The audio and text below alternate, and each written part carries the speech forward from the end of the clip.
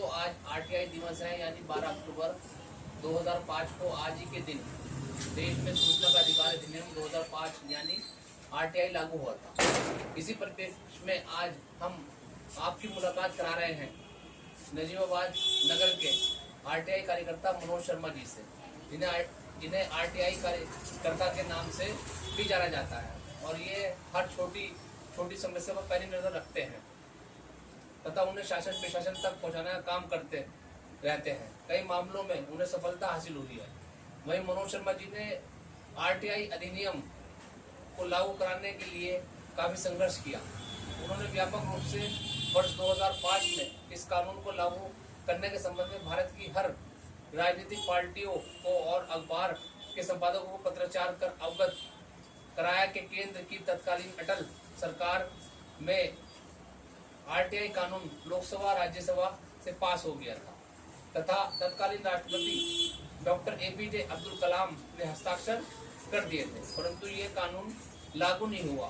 इसी दौरान केंद्र की सरकार बदल गई और केंद्र में मनमोहन सिंह के नेतृत्व में संयुक्त प्रगतिशील गठबंधन सरकार बनी, परंतु शर्मा जी ने हिम्मत नहीं हारी और नई सरकार को अवगत कराया, जिस पर तत्कालीन प्रधानमंत्री श्री मनमोहन सिंह जब IMA की पैरेड में देहरादून आए तो उन्होंने कहा था कि जल्द लागू होगा आरटीआई कानून, और 12 अक्टूबर 2005 को आरटीआई कानून देश में लागू हो गया और आम जनमानस को किसी भी सरकारी विभाग से सूचना प्राप्ति का अधिकार प्राप्त हो गया। इसी परिप्रेक्ष्य में हम आपकी मुलाकात करा रहे हैं आरटीआई कार्यकर्ता मनोज शर्मा जी। मनोज शर्मा जी, आपका हमारे चैनल में स्वागत है।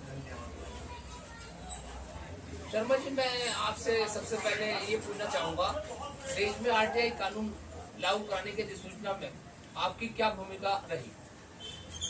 2002 में मोदी की सरकार ने जी सूचना का अधिकार अधिनियम 2005 लोकसभा राज्यसभा से पास हो गया। जी राष्ट्रपति जी ने इस पर साइन भी कर जी। दिए, परंतु उसकी अधिसूचना जारी नहीं हुई थी। जी जी जी जी और उस अधिसूचना को जारी करने के लिए हमने काफी इसमें पत्राचार किया, भारत के सारे राजनीतिक दलों को अवगत कराया और अखबार के संपादकों को भी अवगत कराया। जी जी बाद में केंद्र में सरकार बदल गई और मनमोहन जी के नेतृत्व में केंद्र की संयुक्त प्रगतिशील गठबंधन सरकार बदलने से हम पर पत्र भी आया। जी प्रधानमंत्री जी ने के कार्यालय से जो पत्र आया उसमें हमें अवगत कराया गया कि जल्द लागू होगा सूचना का अधिकार अधिनियम, जी, क्योंकि वो अधिसूचना जारी नहीं हो पा रही थी।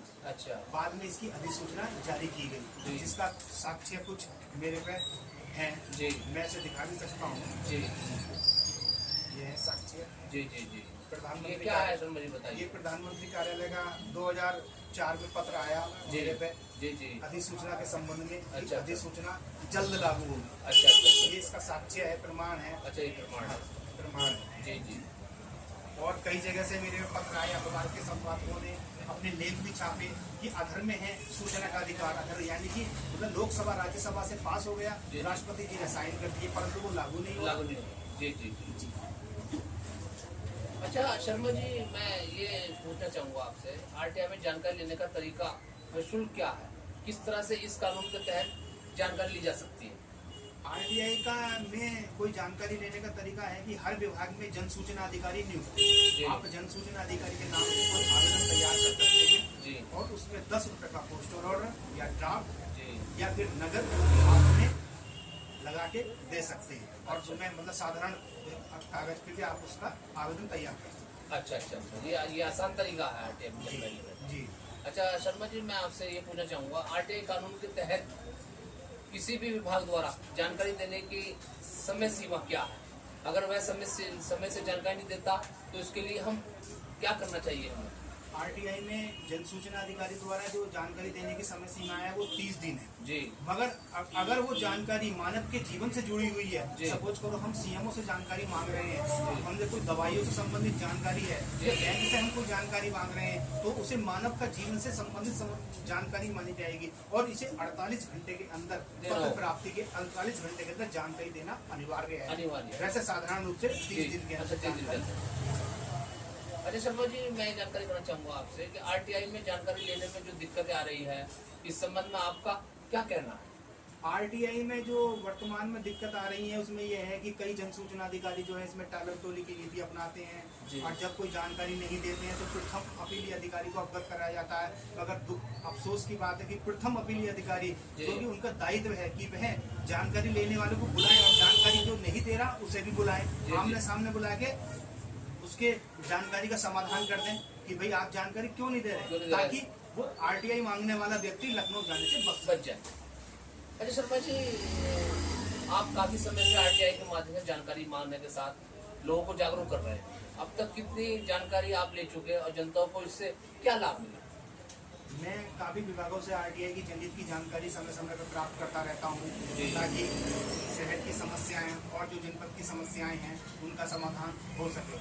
अभी हाल में मैंने जलालाबाद में फ्लाईओवर है, जलालाबाद का फ्लाईओवर, उसमें सरकार ने फ्लाईओवर बनाया परंतु संबंधित विभाग ने उसका जीना नहीं बनाया। इस संबंध में मैंने एक मुहिम चलाई और उसका नतीजा ये निकला कि संबंधित सेतु निगम ने जी। अपने मुख्यालय को एक पत्र भेजा जिसमें 10,40,000 का जीना के लिए उन्होंने प्रस्ताव भेजा अच्छा, गया। प्रस्ताव तो भेजा। हमारा कहना था कि भाई तुमने जीना क्यों नहीं जी। बनाया, आम जनमानस के जीवन से क्यों खिलवाड़ किया खिलवाड़ किया गया, गया। अब क्यों उसमें किया जा रहा। इसका लेकिन ये क्या जागरूकता से ही हुआ है। वही है।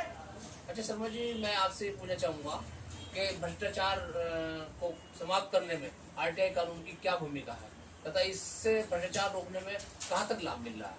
भ्रष्टाचार को रोकने में आरटीआई की काफी महत्वपूर्ण भूमिका है। अगर हमें कोई जानकारी जन सूचना अधिकारी अगर ईमानदारी से दे देता है तो हम उसका अध्ययन कर सकते हैं और अध्ययन करने के बाद जो उसका निष्कर्ष निकलेगा उसका हम बारीकी में जाकर उसकी शिकायत भी कर सकते हैं। शिकायत करेंगे तो उस पर कार्रवाई भी होगी। तो भ्रष्टाचार को समाप्त करने में आरटीआई की काफी अच्छी भूमिका है। अच्छा शर्मा जी, आखिरी सवाल मैं आपसे करना चाहूँगा कि आरटीआई के संबंध में आरटीआई कार्यकर्ताओं पे पूर्व में हमले भी हुए हैं देश में, और जो आम जनता है, जो लोग हैं, वो कुछ डरते नहीं हैं इससे, तो आप क्या संदेश देना चाहेंगे इस संबंध में? आरटीआई मांगने पे कुछ लोग जो है मतलब आपको डराते हैं, धमकाते विवाद खड़े करते हैं, हैं। हाँ विवाद खड़ा करते हैं। लेकिन अभी हाल में यूपी सरकार ने कहा है कि आरटीआई में जो जानकारी मांगता है यानी कि आरटीआई कार्यकर्ता जो होता है उसे प्रशासन पूर्ण रूप से सुरक्षा दे। अगर उसे कोई दिक्कत आ रही है, उसे कोई परेशानी आ रही है, कोई धमकी दे रहा है तो उसकी बात को गंभीरता से सुना जाए और उसे पूरा रूप से मतलब सुरक्षा भी दी जाए। महत्वपूर्ण बात है जी। बहुत बहुत धन्यवाद।